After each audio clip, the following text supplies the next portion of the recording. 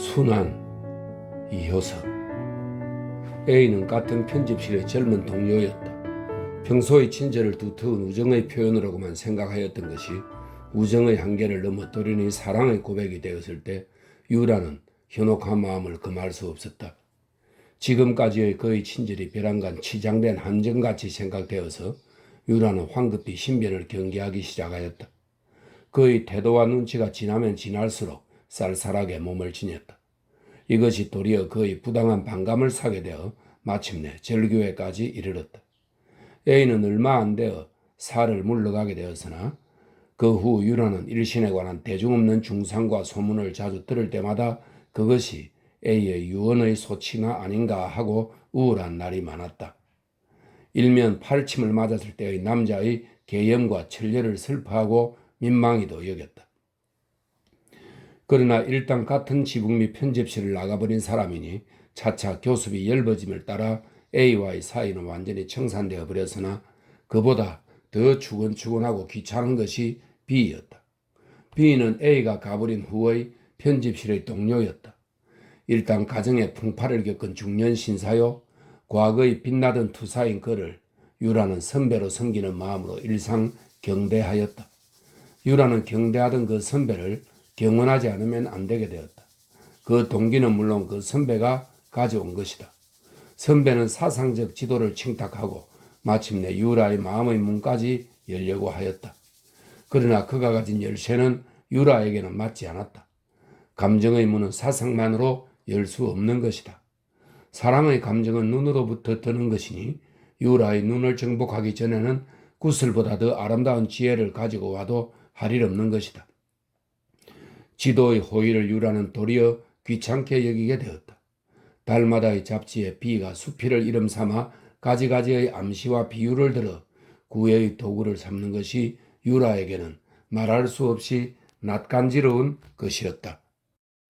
그러나 그것보다도 더 견딜 수 없는 것은 익명으로 가끔 날라드는 기다란 편지였다. 그 속에서 B는 연연한 글자로 사랑을 하소연하였다. 드디어 유라를 직접 찾아오게까지 되었다. 이렇게까지 되면 유라도 굳은 태도로 냉정하게 몸을 지닐 수밖에는 없었다. 눈치까지 무시하고 둔감하게 구는 사람은 노골적으로 선명하게 차버리지 않을 수 없었던 것이다. 그러나 이것이 A와 똑같은 경우를 일으켰다.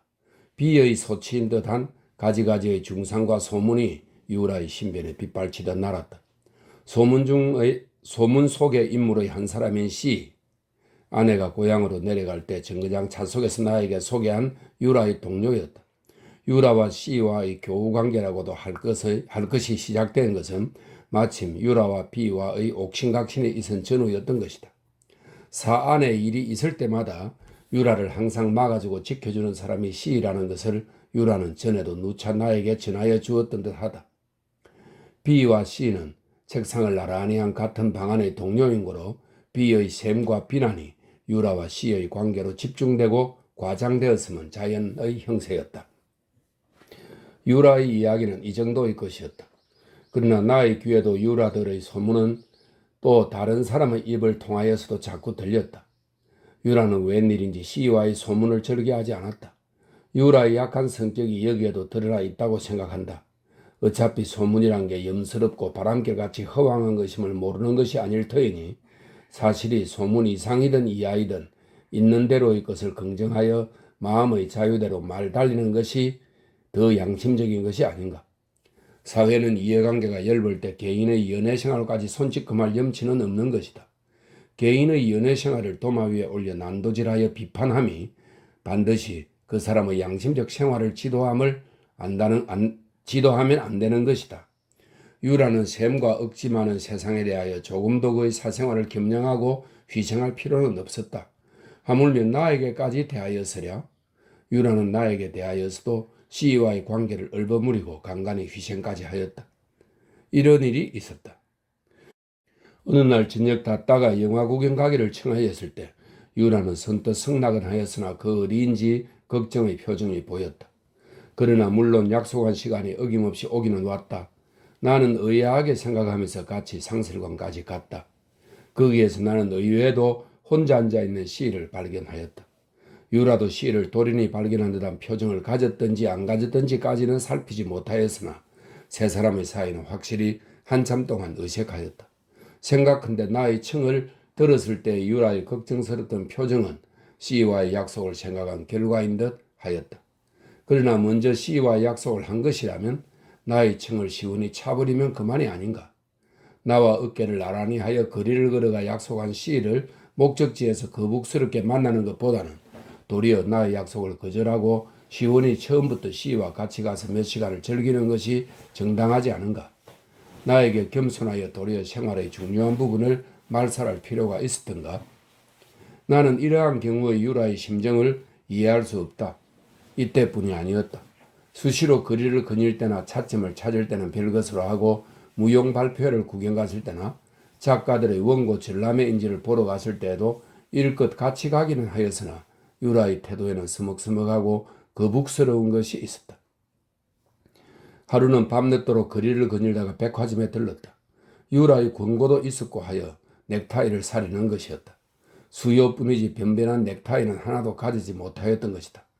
제가 골라드리지요 하고 유라는 넓은 넥타이의 폭포 속에서 손쉽게 하나를 골라냈다. 검은 빛깔의 붉은 줄이 은근히 섞인 사치하면서도 결코 속되지 않은 몸에 조화되고 취미에 맞는 넥타이였다. 멜수록 몸에 어울리고 마음에 들었다.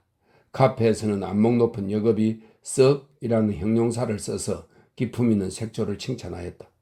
그런 소리를 들을수록 나는 훌륭한 감각과 세련된 안식에 탐복하지 않을 수 없었다. 나는 유라의 세련된 취미의 일부분을 빌어 내 몸을 치장한 셈이었다. 유라와 같이 거리를 거닐 때의 경우도 그렇게 설명할 수 있지 않을까? 유라는 거리에서 나의 몸을 치장하는 넥타이의 구실을 한 셈이라고 적어도 나는 생각한다. 유라로서는 몸 치장 구실을 하는 것보다는 더 중요한 그의 생활을 살리는 것이 정당하지 않았던가. 허황된 소문을 극도로 싫어한 탓이었다면 하필 C와의 소문만을 특히 경계할 필요가 있었던가. 유라와 나와의 동행을 거리에서 자주 목격한 신문사 여기자가 그것을 글거리로 유라를 조롱하였다는 사실을 유라는 나에게 거북하였다는 기색도 없이 도리어 그를 톡톡하게 반박하여 주었다고 하면서 웃음을 머금고 뒤슬뒤슬 하였던 것이다. 어느 날 유라가 내게 와서 저녁 고기를 도마 위에 난도질할 때 나의 동무가 찾아왔다. 소문이 나려면 그때와 같이 공고려운 기회는 없었으나 유라 자신은 그것을 그다지 걱정하는 눈치도 보이지 않았으나 무슨 까닭인지를 알 수 없다. 유라는 폿말을 거꾸로 하고 줄기와 가지를 분간하지 못하였다고 밖에는 볼 수 없다. C와의 탈로를 걱정하면 할수록 일은 틀어지고 생각지 않은 곳으로 야단스럽게 빗나가 버렸다. B의 과장된 셈과 행동으로 말미암아 드디어 이 관계를 중심으로 하고 한 폭의 의외의 사건이 일어났다. 유라를 심중에 두고 있는 또 한 사람이 있으니 D였다. 운동의 전선에서 완전히 탈락한 후 하는 일 없이 거리로 돌아다니며 기적적으로 살아가는 사나이였다. 거리의 소문을 전하고 가십을 만드는 것이 일일까?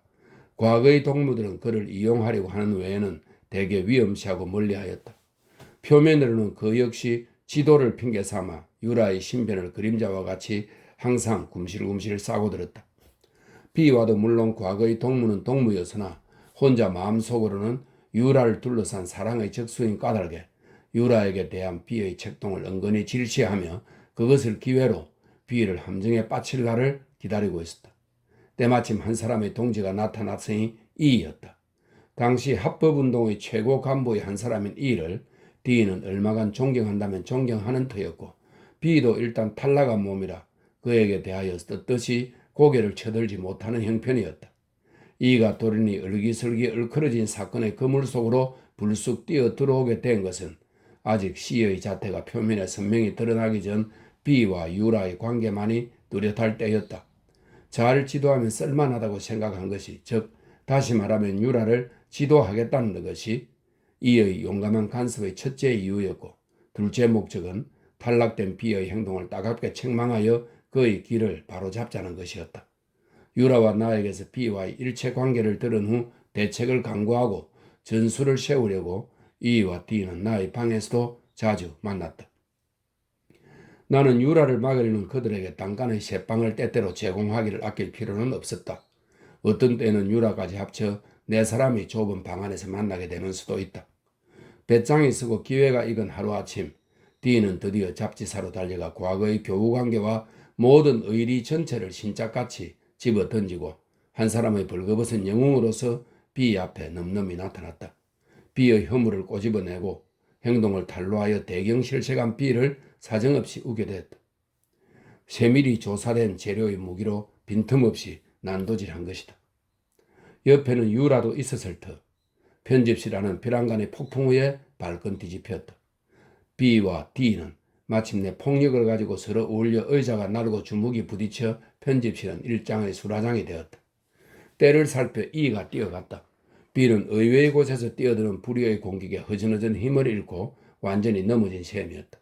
소문은 거리에 쫙 날리고 B의 얼굴에는 옳든 그러든 한 모개의 진흙이 끼얹어졌다. 사회적으로 와싹 부숴버려졌던 E의 소망은 부숴버리려던 이의 소망은 어느 정도까지 공을 이루었고 속사랑의 적수를 쳐버린 D의 심중도 어지간히 유쾌하였다. B는 다음 날부터 살을 쉬었다. 그의 진퇴 문제까지 논의되었다. 물론 D들에 대한 그의 미움은 컸고 한편 유라에 대한 술책도 어금니를 더욱 날카롭게 하였다.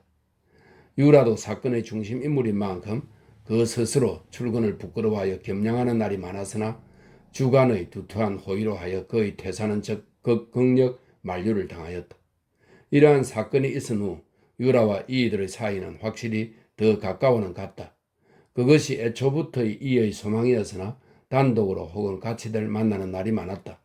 이가 유라를 지도하려는 본인의 흑백은 하늘만이 아는 노릇이다.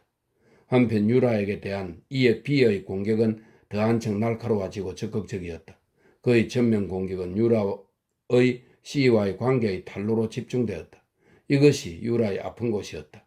드디어 사건은 사건을 낳았다. 유라와 C와의 숨은 생활이 폭로되었음은 물론이거니와 C에게 관한 자세한 속사정까지 겉에 드러나게 되었다. D 자신 가끔 유라의 숙소를 살피고는 C와의 생활을 추측하여 말하게 되고 E는 E로서 또한 여러가지 들리는 말을 재로 삼아 유라의 생활을 유심히도 캐내고 감시하게 되었다. 이 사이에 있어 유라에게 약간이라도 걸림이 있는 F, G, H 여러 인물의 호기심과 책동으로 말미암아 C의 가장 아픈 상처까지 드러나게 되었다. C에게는 수학시대의 그를 도와주까지 준 조강지처가 있었던 것 이상 소문을 무시하고 여론을 멸시하여 실속 있는 생활을 적극적으로 살림이 더 뜻있지 않았을까? 어줍지 않은 여론의 총화가 되고 착한 시민이 되기보다는 차라리 생활의 악마가 되었다면 유라의 살림은 한층 빛났을 것이다. 이러한 궁고는 쓸데없는 나의 역설이고 할 일 없는 감상에 지나지 못하는 것일까?